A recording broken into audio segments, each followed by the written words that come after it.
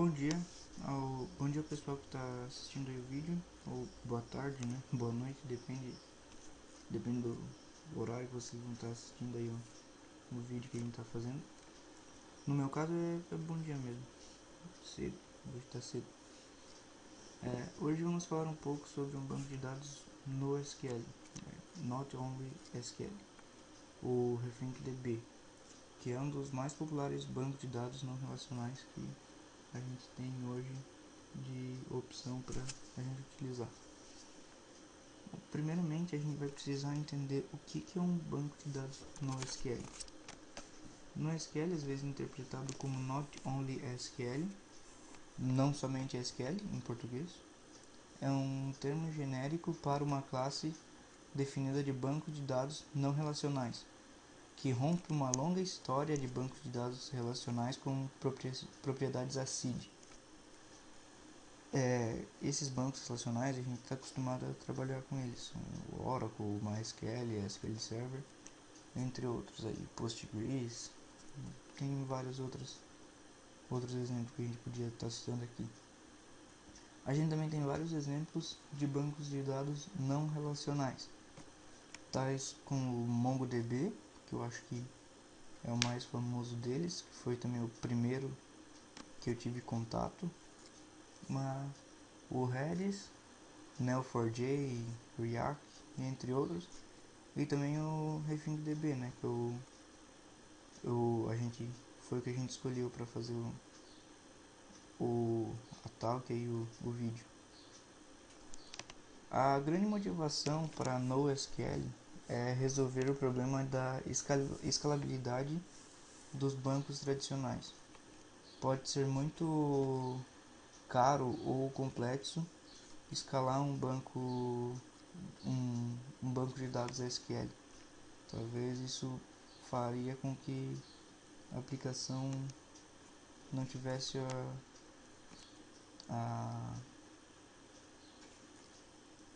não fosse o ligeiro o suficiente quanto o desejado. Porém, é importante lembrar que não existe bala de prata. Portanto, não é sempre que a melhor solução seria usar um banco de dados não relacional. Às vezes, o correto é continuar usando um banco de dados relacional, tipo uma aplicação, um ERP da vida. Tu não vai usar um banco de dados no SQL que o foco dele é em escalar a aplicação web em cluster, e ele não vai te trazer o resultado desejado. A melhor opção é você continuar usando mesmo um banco de dados relacional. Bom, agora que a gente já deu uma olhada meio por cima sobre o que é um banco de dados NoSQL, é claro que isso dali é só uma ideia do que é o NoSQL, porque o NoSQL é um negócio gigante.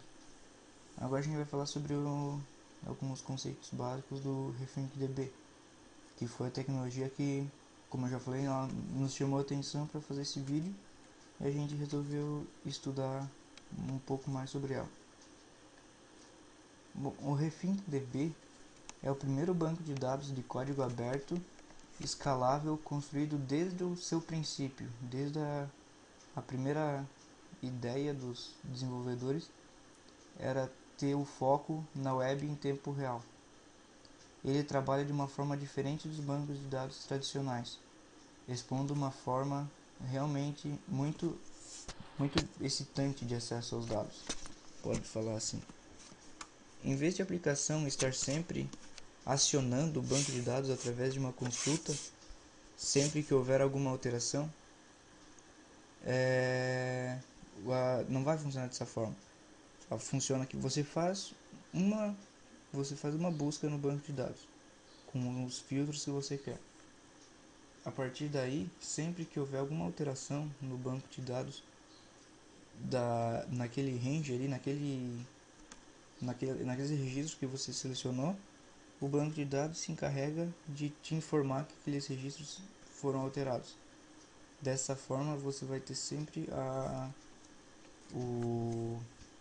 as informações atualizadas na tua aplicação, sem precisar ficar gastando recurso e tempo.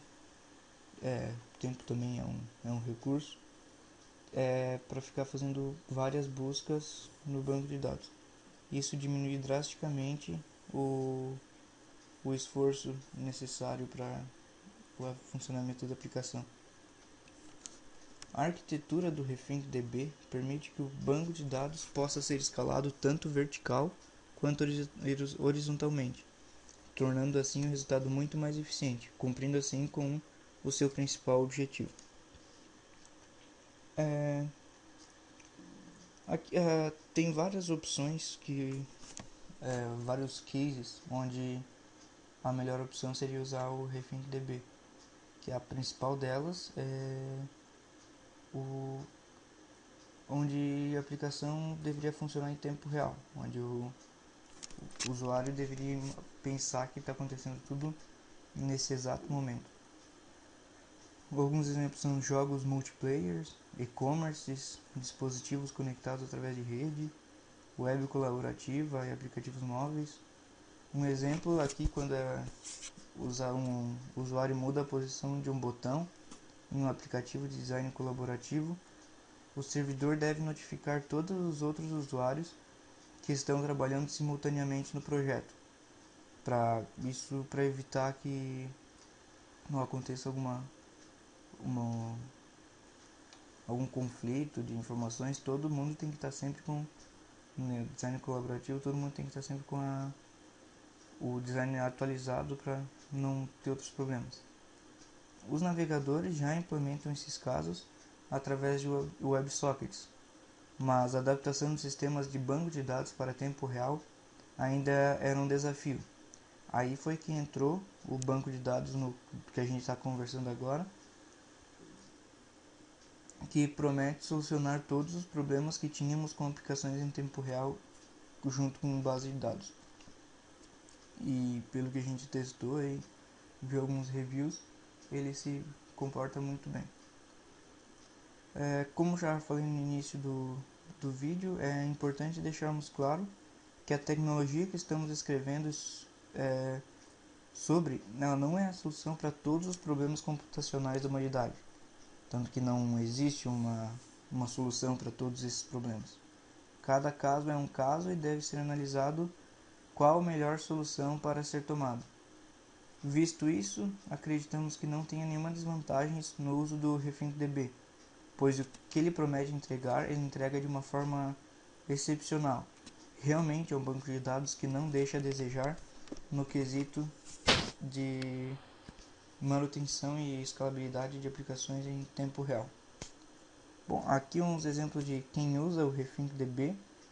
A Jive Software e a Mediafly usam para alimentar aplicações web. A Nodecraft usa para escalar jogos multiplayer. E entre outras milhares de empresas e startups espalhadas pelo mundo inteiro que aderiram à ideia do RefinkDB, que vem crescendo exponencialmente aí o uso dele. A gente pôde notar isso pela pesquisa que a gente fez de popularidade no GitHub, que ele até já passou o MongoDB, que eu, como citei em cima, na minha opinião era o mais popular deles. Do banco de dados RefinkDB, vale lembrar que aqui a gente não está explorando todas as funcionalidades que tem nesse banco de dados e nem a principal dela, que é a programação voltada para web real-time. Mas aqui nessa primeira rota, na rota Show All, a gente está retornando todos os registros da tabela usuários, que a gente passa aqui a tabela. Esse método run vai fazer a busca em vai trazer todos os registros que tem nessa tabela. Aqui a gente faz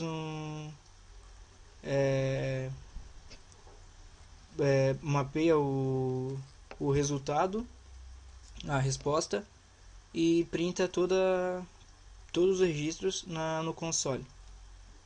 Aqui nessa segunda rota, que a gente passa por get um nome, a gente faz a mesma coisa que na rota show all, Porém, antes de dar o run, a gente está passando fazendo um filtro ali para buscar só os registros cujo o nome seja igual ao nome que a gente passou na requisição.